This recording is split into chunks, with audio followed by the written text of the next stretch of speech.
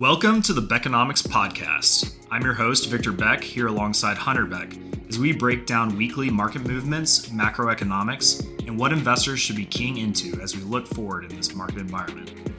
As a note, the topics discussed and opinions given are not intended to address the specific needs of any listener. This podcast is for informational purposes only and should not be relied upon for any investment decisions. Clients of Beck Capital Management may maintain positions in the securities discussed in this podcast. Well, welcome back to the Beckonomics Podcast. Hunter, I think we've got a great topic today. We've had some questions from clients and people that we've been speaking with over the last couple of weeks about what's been going on with the market. We've had a pretty considerable pullback here after what was an amazing first quarter in the market. So I want to talk through some of that today, and I think it'll be great for our listeners to hear, all the dynamics that are going on. Do you want to kind of set the stage for us and lead us off with what's happened over the last couple of weeks? Yeah, so going back to Q1, like you mentioned, really good quarter. The S&P was up 10%, NASDAQ almost as high. So really great start to the year. And we saw a whole bunch of repricing take place really April 1st. For a number of reasons that we'll get into. But for the first 3 weeks of Q2, the S&P was down over 4.5%. NASDAQ was down almost 7% from those highs that were set end of Q1. So there are lots of reasons for this. Victor, you want to take us through the main ones that we want to cover today? Yeah, definitely. Like you mentioned, we had a pretty good run up in Q1. So there were some kind of, technical excesses in the market. Prices had appreciated pretty significantly. And while we did have pretty good earnings, coming out in the first quarter, but, prices probably got a little bit ahead of themselves. So, a piece of that was certainly technical, but we were really the culmination of that high sentiment and positioning. The market is driven so much by investor sentiment, and coming out of 2023, I think people were more positive after such a good year, which kind of trickled through into Q1. But I think people got a little bit over their skis, got back into some pretty heavy equity positioning, which kind of led into what we'll talk about it. But some price to earnings kind of multiple expansion there that was maybe a little bit more than what the market necessarily needed. We also have seen over the last couple of weeks this culmination of some pretty serious geopolitical events. Especially with the Israel and Iran conflict going on, people were really worried, hey, are we going to have a major war break out in the Middle East? What's that going to do to oil prices? If oil skyrockets, what's that going to do to inflation? So, really people worried about, hey, if I, maintain long equity positioning into the weekend over those couple of weeks, is there going to be something that comes out that really, hits the market super hard on a Monday? And the good thing is that we've seen a lot of that wind down, but we'll kind of talk about that a little bit later. And then kind of the main, fourth and kind of, final point is the Fed has, tilted more hawkish over the recent weeks. A lot of that for good reasons because of the economy maintaining its strength, consumers staying strong, jobs, job market staying tight. But the Fed has decided, hey, we may not need a cut as quickly as we originally thought. Inflation still hasn't gotten to that 2% target yet. And so they're saying, hey, if the economy's strong, there's no rush for us to go ahead and cut. So I think, those things are really what's caused this market turmoil over the last couple of weeks. And we'll talk about it later, but I think we are, now at a more attractive base as far as, equity positioning goes, and kind of going off of that earnings point and, where prices are. PEs, price to earnings multiples, had climbed to almost 22 times on the S&P 500, which was the highest it had been essentially since 2021 when we had, money flooding the market. So that was the highest since January of 22 before the Fed-induced sell-off over the course of that year. And it's really hard to have PE multiples that high when you've got interest rates as high as they are, because if you're going to discount cash flows from the future back to the present at higher interest rates, that just means you can't put such a high multiple on those earnings.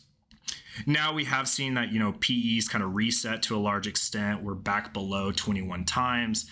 I think just, a healthier level for the market. And now we can have earnings growth kind of propel this next leg of, price appreciation for the market. Yeah, and I think that's a big point, is that those earnings are needed to further drive the market. I think we've seen this play out several times over the past year or so, where the market gets really excited by some great earnings, incredible outlooks, really cool things happening, whether it's AI or any other huge macro driver, the Fed expected to cut, their pivot, whatever it is. And then by the time we reach earnings, a lot of that excitement has really petered out of the market. Everyone's, price has gone up a lot. People start getting anxious for more earnings, as well as anxious about the coming earnings if they're going to live up to all the hype that's built up since then. So I think we're really kind of coming into that territory where right now we're seeing earnings come in, and some of those are mixed, some of those are very positive. And I think the market's really just getting anxious to get those earnings in order to satisfy those expectations. Yeah, I 100% agree. I think we saw this definitely in 2023 around that September, October timeframe. We were kind of in between those earnings calls. The AI hype, the earnings hype had kind of, subsided to a greater extent. And we were really waiting for the market to kind of remind us, hey, this is a new reason to be bullish. This is another reason to be excited. Leave the Federal Reserve aside for a moment and just look at, hey, what are companies doing? So far, these higher interest rate levels not impacting them to too great of an extent. And there's some really exciting things, like you said, from the AI front, technologically, that are going to help kind of propel some of these earnings forward, over the coming quarters. Exactly. And I think one thing that kind of really encapsulates where the market's at with its sentiment, and really what I'd say a little bit of the anxiety or fear in the marketplace right now, is calling out the SMCI event from last week. SMCI was down, 22% in one day after not pre-announcing their earnings. So SMCI in the past few times, they've pre-announced their earnings, which essentially just means that whenever they set their date to release earnings, they give you an updated EPS guidance of, hey, they're going to fall into this range. And usually that's because that range is way higher than anyone's expecting. Well, they had the audacity to not pre-announce this, past week, and the market sent the stock price down 22%, which is kind of incredible. But coming off of that, there are a lot of good reasons to not necessarily pre-announce. There's a lot that goes into these financial reports, and sometimes your confidence intervals just aren't there early. And especially in a rapidly growing and changing environment, there are lots of numbers to be counted up.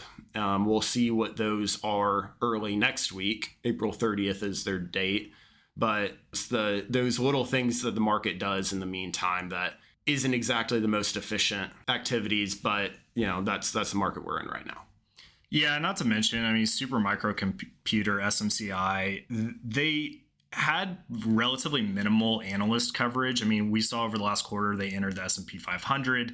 They were trading the Russell 2000. Now they've garnered more attention. Those analyst estimates are higher and higher because they really have ridden this AI wave. So the fact that they're not pre-announcing, I don't think is necessarily bothering us to any extent. They've got more eyeballs on them at this point. So setting your traditional earnings date and reporting earnings on that date is pretty typical for most companies to do, and I don't think it's anything to be that concerned about.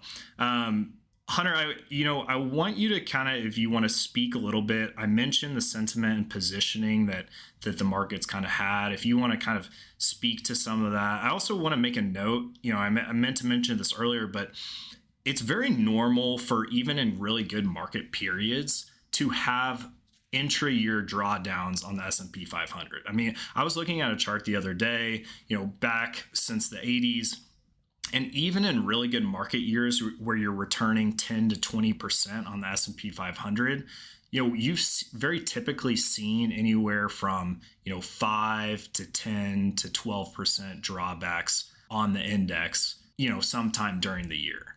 it can kind of concern investors sometimes, but that's pretty typical to have that kind of, experience for the market, some point during the year, even in the midst of what could be a really good year. I mean, last year we experienced a 10% intra-year drawback, but people probably are only paying attention to the, hey, market returned, 20+% over 2023. Yeah, I think that's a really good point to just keep in mind when we're seeing a big pullback, even in really good years. It's a very common thing to have. Just part of the market digesting what's going on. And anytime there are big gains in the market, people are going to want to take some profits. People, not so much at Beck Capital Management, but a lot of money managers follow a quarterly rebalancing cycle where they'll sell their gainers and buy their losers and rejig their portfolio in those ways. And that's just kind of built-in selling pressure in a lot of ways.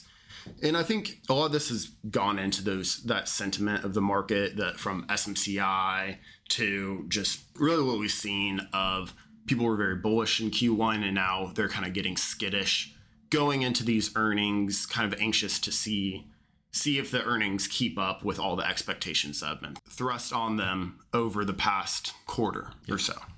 And so along with that sentiment is people are getting a little more conservative, but part of that has to do with all that's going on geopolitically, particularly in the Middle East, a little bit with, China tensions.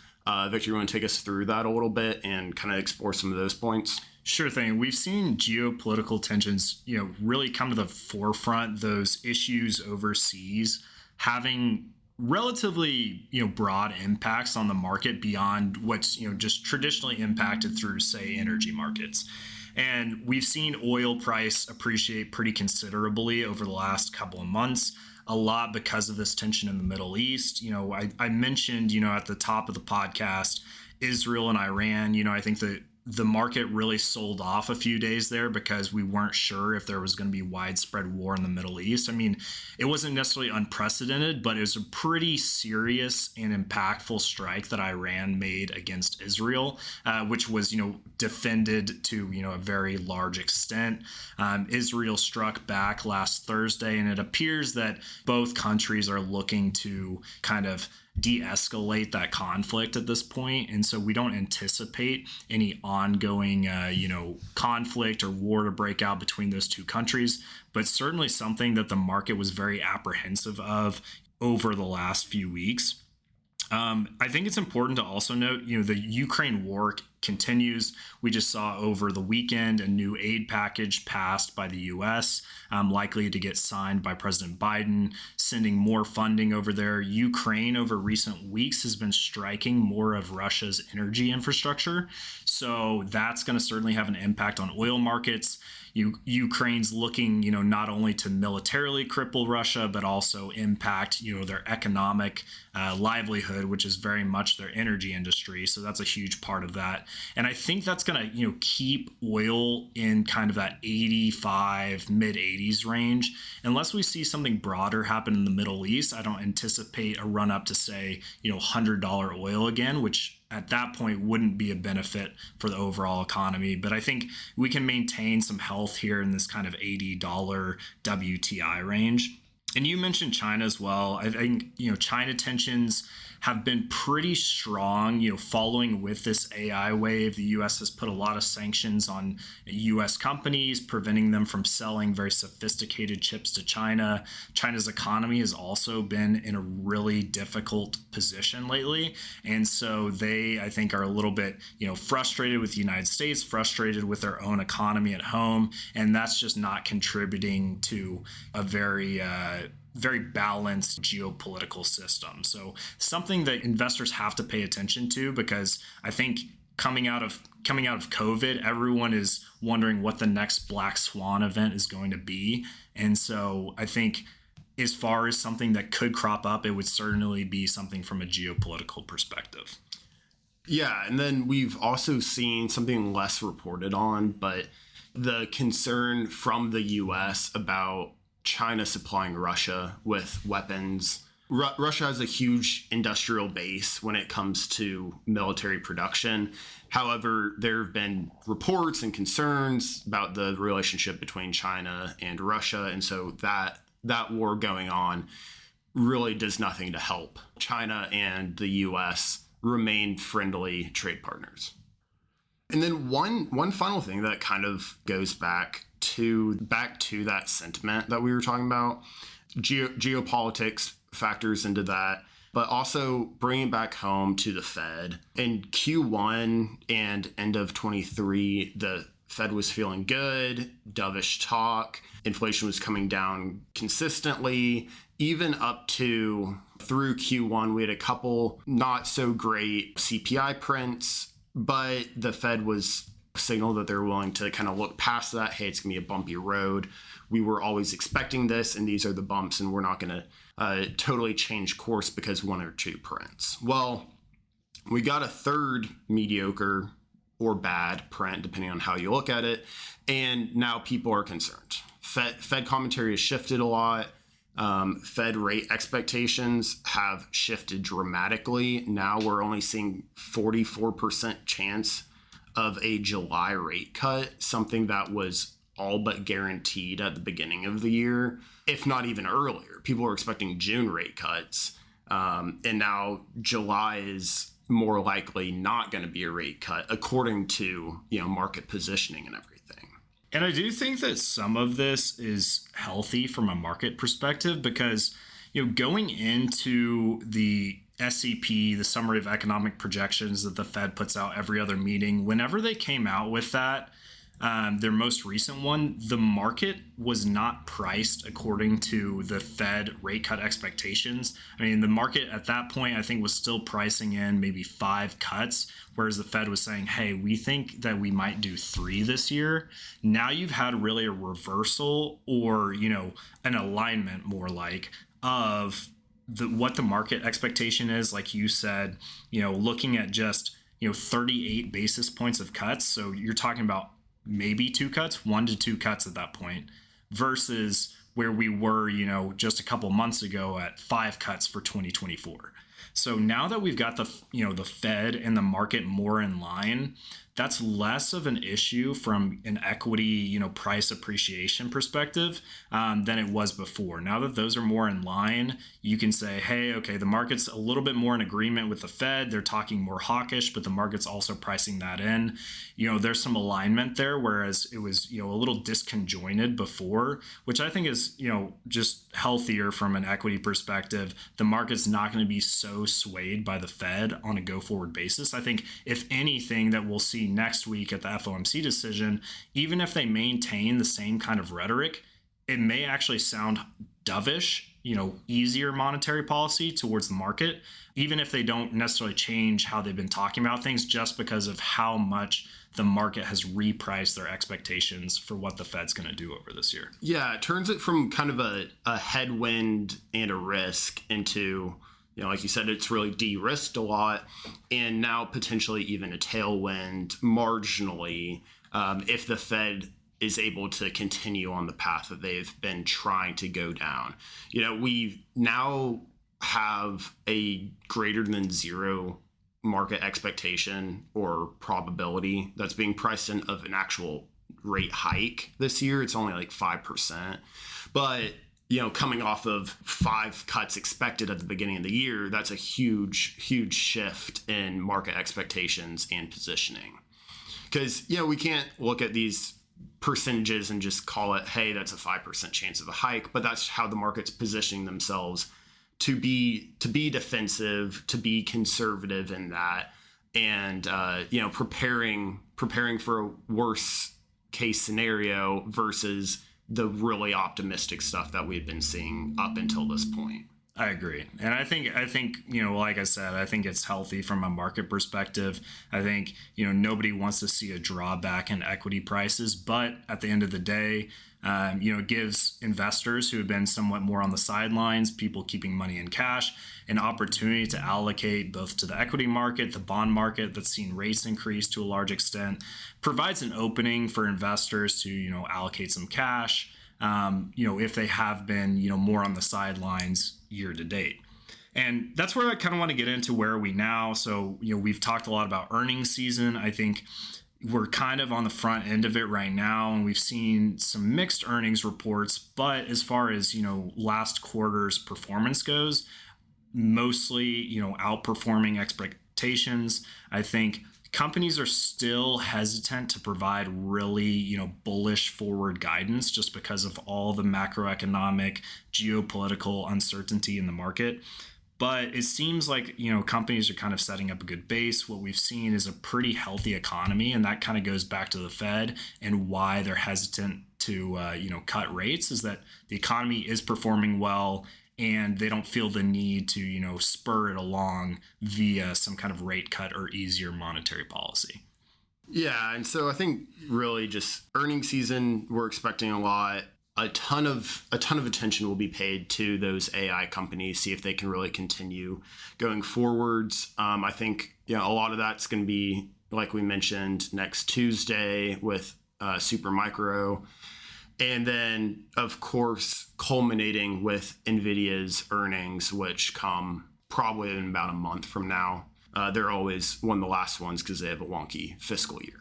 So we'll be watching that going forward. FOMC meeting next Wednesday on the 1st. So lots to pay attention to. But with this repricing, we're feeling pretty good about where valuations are at and where we're expecting earnings to come in. Yeah, I think now is certainly the time to be paying attention to which companies you're investing in.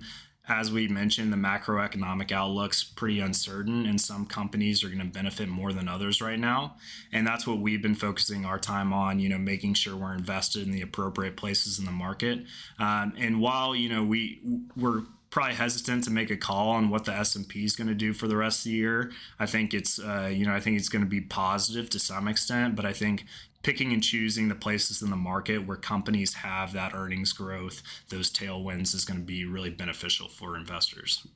And as we'll explore in next week's podcast, I think there are a lot of reasons that inflation is looking higher than it really is.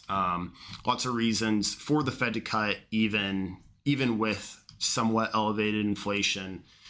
Because actually some of these things are turning more inflationary than pressuring the economy to slow down. So that is a topic for another day, but I'm really excited for that one. Definitely. Well, thank you all for listening. Catch us next time on the Beckonomics Podcast.